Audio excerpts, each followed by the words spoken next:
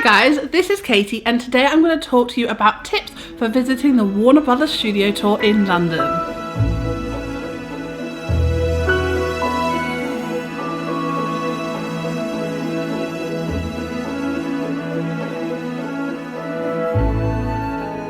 I am a massive Harry Potter fan, so when this studio tour opened up many years ago, I was one of the first people to go and visit it. I absolutely love this studio, so much so that I've now been about 5 or 6 times. So I thought it was only right that I shared my best tips for visiting the studios so that you can make the most out of your time there. My first tip is to book your tickets in advance. Now tickets go out on sale about 6 months before the arrival date, so make sure you book your tickets as soon as possible so that you can get the day you want and the time you want. Which leads me on to my next tip.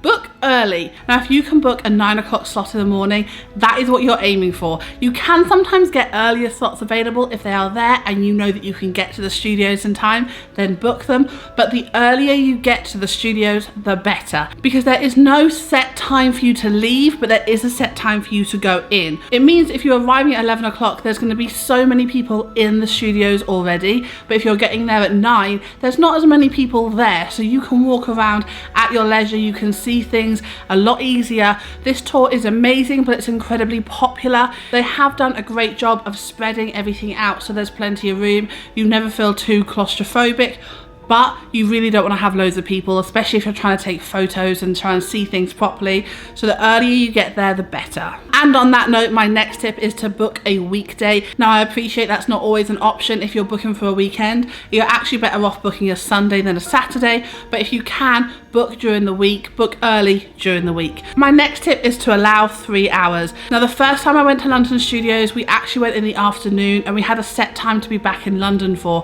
which wasn't great because I felt like I was rushing the whole way through. They say on the website to allow for 3 hours. I would suggest allow 3 to 4 hours because there is so many things at the studio tour, especially if you're a big fan of Harry Potter. You are going to want to see them in detail, and yeah, just allow plenty of time. So if you get there early, allow yourself the whole day there, so then you can always go back to London later and see something else if you have the time, but try not to cram it in alongside something else that day because you really want to spend as much time as you can at the studio tour. Another tip is to ask questions. Now around the studio tour you will see staff, they will have their name badge on them with the Harry Potter logo. Ask them questions about Harry Potter because they know so much. Like if you ask them anything about filming, about any of the set designs or anything that you're interested in, if you have a question, ask, because generally speaking, if they don't know the answer, they'll find someone else that does. So make sure you ask those questions that you have and you can learn more about Harry Potter, which sounds silly if you're not a Harry Potter fan, but if you are, ask those questions. My next tip is to try a Butterbeer. Now I appreciate that Butterbeer is an overpriced drink and it actually doesn't even taste that great, but still try it because it's part of the experience. Go and get yourself a drink. You can actually get yourself Butterbeer ice cream there as well, but we love to get a souvenir cup. I know, I've now got about 5 of them in my kitchen, so make sure you try it because it's just part of the experience. But also on that note, avoid the actual canteen. Now this sounds strange, but halfway through the tour, there is a canteen sitting down area. You can use that area even if you bring your own lunch from home, so make sure you use that time to sit down and relax because like I said before, it is a long day. Your feet are going to be tired. Get yourself a Butterbeer, but sit down and avoid the actual food. It is overpriced, it's not that great.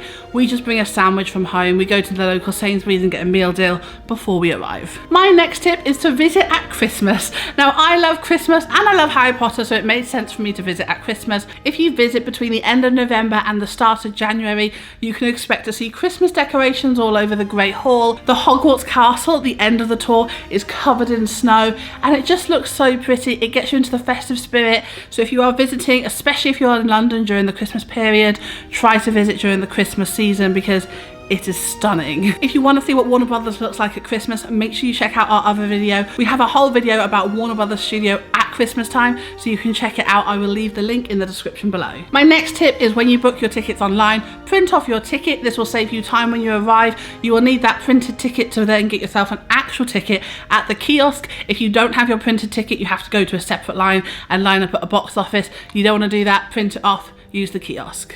Another tip is to wear layers. Inside the studio it can get incredibly warm. You have lots and lots of stage lighting, so make sure you wear layers so that you can take off those layers when you're inside the studio. There is a large portion of this tour outside. If you want to see Privet Drive, if you want to see the night bus or see the car that's used in the Chamber of Secrets, all of those types of props and scenes and sets are outside, so make sure you bring a jacket or a coat, especially if you're traveling outside of the summer holidays. Another tip is the location. So funny enough, Warner Brothers Studio Tour London is not actually in London. It is in a place called Watford, so you will need to travel via train from London to Watford Junction. From here you can get yourself on a Harry Potter bus to the Harry Potter studios. If you come out of the Watford Junction train station, look left, there is a bus station. Wait there, you will see a massive bus that has Harry Potter sprawled all over it.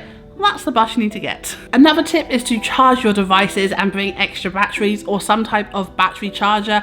You will be taking photos and videos the whole time, and I promise you your phone and your camera will drain out of battery. We always bring like a battery pack so that we can charge our phones as we go, but if you are going along, make sure you have your camera fully charged. It is a long day and you will want to take plenty of photos. Another thing to know is that there is a coat check. As you walk into the studio tour, there is a massive area for coat checks. Inside the studio tour, it can get warm, so it might be worth checking your coat, and then you can experience the tour without having to lug it around a lot. Most of the tour is inside, and again, like I said, it's warm.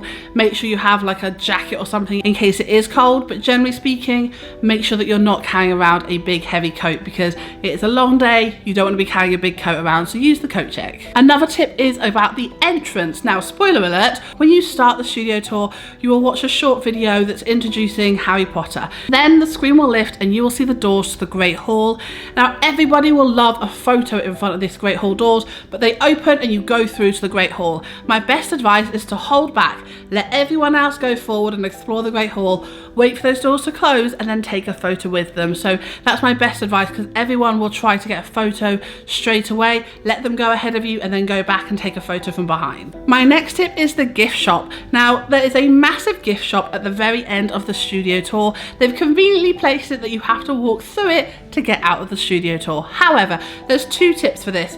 First of all, there are other smaller gift shops in the Forbidden Forest area and the Hogwarts Express area. If you want merchandise that's very specific to those areas, like if you want a Hogwarts Express badge or whatever it is, get it in those stores, because not all of those things were in the main merchandise shop. So get all of those specific merchandises in those stores. My next tip is, in that massive merchandise store, there are loads and loads of things that you can get, but it is expensive. So that's not to say that you shouldn't buy them. I myself have bought stuff from there, but just be aware that those prices are going to be a lot more expensive than you would expect anywhere else. But it can be worth it. Obviously, there are lots and lots of things that are very specific to the Warner Brothers Studio Tour, so I'm not ruling it off, but I'm just saying expect to pay quite a bit for different types of merchandise from there. What you can do, and I see a lot of families do this, is buy things online first. So buy their Hogwarts cloaks from Amazon online first. So when you're traveling with younger children and you go through the store, they don't feel like they want to buy everything because they've already got quite a lot of stuff already, but for a lot cheaper price. So it's up to you, but that's just kind of a heads up. Expect to pay more.